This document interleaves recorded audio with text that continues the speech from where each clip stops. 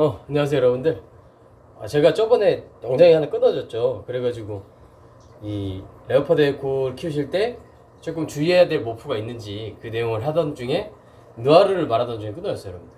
이게 10분 촬영하니까 딱 끊기더라고요. 그래서 이번 영상도 조금 빨리 말씀을 드려야 될 것 같아가지고, 일단은 레오파드 에코 모프 중에 느와르라는 애는 왜 문제가 되느냐. 물론 시중에 느와르는 이제 판매된 게 거의 금기시 됐어요 여러분들. 그 이유는 제가 이제 설명을 드릴 건데, 이 레오파드 에코 이 만다린에 있어서, 만다린이라면 뭐 이제 붉거나 주황 계열이죠 여러분들. 이 느와르는 거의 어떤 문제가 있냐면, 수컷은 번식이 되지만 암컷은 번식이 안 돼요. 불임이죠.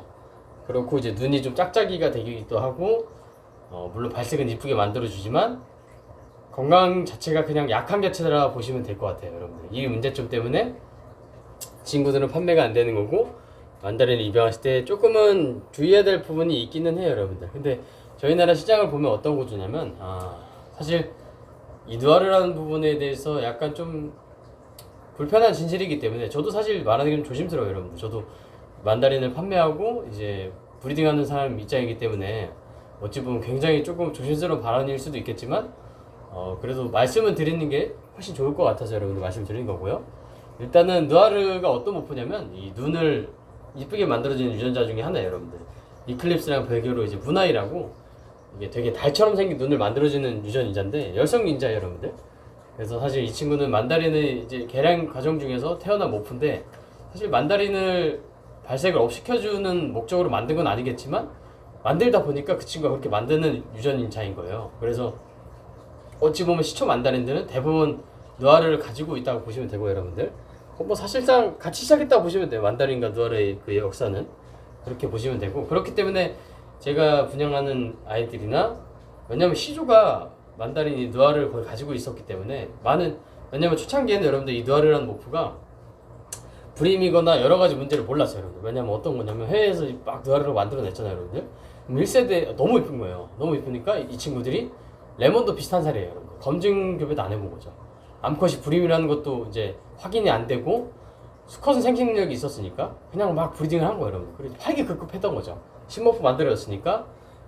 신모프가 예를 들어서 만들어지면 그래도 한 2, 3년은 이제 뭐 암컷이나 뭐 수컷이나 뭐 한 1세대, 2세대, 3세대 걸쳐서 뭐 여러 가지 문제점이 없는지 이런 걸 판단하고 분양을 보내거나 해외로 수출을 보내거나 뭐 했어야 됐는데, 그런 과정이 없었던 거죠. 그래서 국내에 옛날에 느와르 수컷 한 마리가 뭐 300만 원, 500만 원 했었어요 여러분들. 뭐 저도 그때 당시에 몰랐던 사람이니까 입양을 했었던 기억이 있고, 그 친구는 이제 다 무료 분양 보냈어요 여러분들. 애완용으로 키우시라고. 수컷은 생식 능력이 있는데 이 친구들이 암컷이 생식 능력이 있다는 걸 몰랐던 거죠. 근데 어떻게 해요?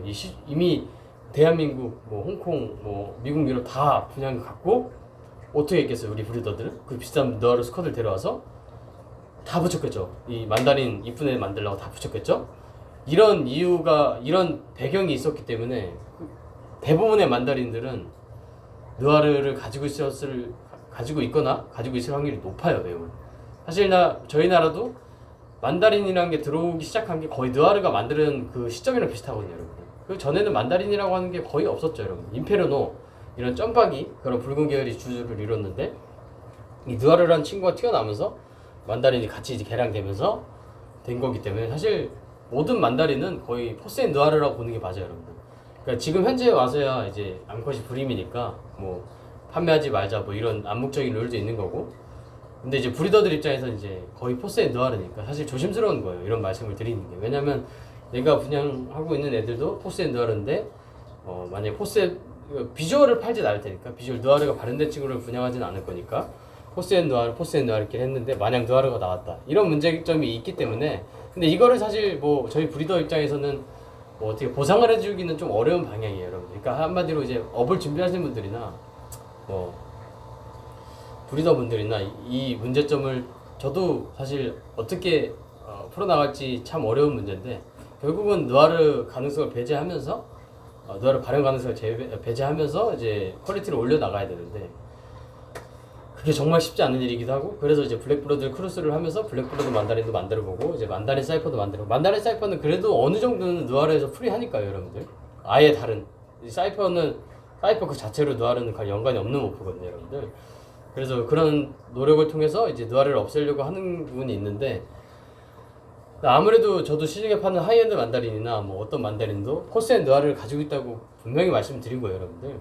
왜냐면 이 문제점을 빼고는 만다린을 얘기할 수가 없어요, 솔직히. 100% 느와르가 아니다라고 말씀드리는 건 사실 제가 유전자 검사를 할 수 있는 것도 아니고 검정 교배를 해도 100%라고는 말씀 못 드리잖아요. 왜냐면 50% 확률로 느와르를 예를 들어서 해질 가진 암컷이랑 느와르 스컷이랑 붙여서 검증을 했는데 얘가 해스를 가지고 있는지 안 가지고 있는지 모르는 상태라면 해스를 가지고 있어도 50% 확률로 계속 안 나올 수도 있는 거예요, 느와르가. 그렇기 때문에 100%라는 건 없기 때문에 여러분들. 여기는 좀 뭐 복잡하게 들어가긴 했지만 여러분들. 그래서 앞서 말씀드린 느와르라는 모프는 여러분들이 만다린이나 뭐 이런 아이들을 입양하셨는데 뜬금없이 이제 브리딩 하다 보면 느와르라는 애가 튀어나올 수 있어요, 여러분들. 근데 이거는 브리더의 잘못도 뭐 사전에 고지를 했으면 뭐 괜찮을 수도 있겠지만 뭐 그런 문제가 있을 수 있기 때문에 저 같은 경우는 이제 포스앤 느와르로 다 설명을 해드리고요. 뭐 고퀄리티 내는 입양하시는 분들께는. 그래서 사실 이렇게 뭐 이런 문제를 다루는 게 저도 너무 껄끄럽고 어찌 보면 부끄럽기도 하고 너무 어려운 문제예요, 여러분. 근데 사실 100% 느와르는 없다라고 말씀드릴 수 있는 게 없기 때문에 저도 이 자리를 빌어서 이렇게 말씀드리는 거고. 그래서 이제 이게 너무 복잡하게 들어간대요. 사실 레오파드 하시는 분들은 다 이해를 하실 텐데 입문자분들은 좀 어려우실 수도 있겠지만 여하튼 뭐 그 두 분 다 뭐 일단 들으면 도움이 될 거예요, 나중에. 그래서 이 포스앤 느와르라고 분양을 보통 많이 하고, 그래서 이 느와르라는 모프는 암컷은 불임이고 건강에 좋지 않기 때문에 웬만한 분양을 받지 않으면 좋겠고, 만다린을 입양하셨는데 그렇게 나오면 사실 그 브리더 잘못이 아닐 수도 있어요. 왜냐면 브리더도 그걸 몰라요, 이게 이 친구가 있는지 없는지를. 근데 그거를 저희 한국 시장상 그거를 다 검증교배해서 테스트를 해서 그 검증교배 한 애들을 어떻게 할 거예요? 그러니까 예를 들어서 느와르를 붙여서 나왔어요. 걔는 무조건 햇 느와르잖아요. 이 친구를 속여서 팔 수도 없는 노릇이고, 이거 검증하기에는 너무 많은 정성과 돈이 들어가고 문제가 더 커지는 거죠. 그렇기 때문에 아웃크로싱을 최대한 해서, 그러니까 느와르가 없는 라인을 섞어서 최대한 그 혀를 옅게 만들어서 이렇게 분양을 보내는 중인데, 저도 사실 그래서 이제 느와르가 튀어나왔다 해서 그 분양한 브리더나 뭐 다른 뭐 파충류 샵이든 그런 분들 잘못이 아니고 그분들도 몰랐을 거예요. 그렇기 때문에 이 부분을 조금 이해하시면 되고, 사실 한국에서는 그냥 이제 암묵적인 뭐 표현으로 그냥 넘어가는 분위기죠. 사실 어쩔 수 없는 거니까. 저도 뭐 그런 분위기가 있는 걸 알기 때문에 그렇지만 입문자 입장에선 당황할 수 있기 때문에 이렇게 설명을 드렸고요. 제가 뭐 좀 복잡하게 말씀드리는 것도 있는 것 같은데 한마디로 결론 정리하면 만다린 같은 계열 애들은 만다린 뭐 슈텐벨, 레드데빌 다 똑같아요, 여러분들. 걔네들도 느와르가 나와요. 만다린으로 만든 거니까. 이쁜 만다린으로. 그렇기 때문에 그러니까 햇도 발색에 영향을 끼치거든요, 여러분들. 햇만 가지고 있어도 햇이라는 게 이제 그 느와르 유전자를 하나만 가지고 있는 거예요. 열성이기 때문에 두 개가 가지고 있어야지 발현이 되는 건데 하나만 가지고 있어도 발현이 되는 거기 때문에, 그렇기 때문에 이 친구들 같은 경우에는 만다린끼리 브리딩을 하거나 슈텐벨끼리 브리딩을 하거나 느와르가 나올 수도 있기 때문에 여러분들 너무 나왔을 때 당황하지 마시고, 저도 느와르를 이제 나오면 제가 키우고 있거든요, 여러분들. 어쩔 수가 없잖아요, 애완동물이니까.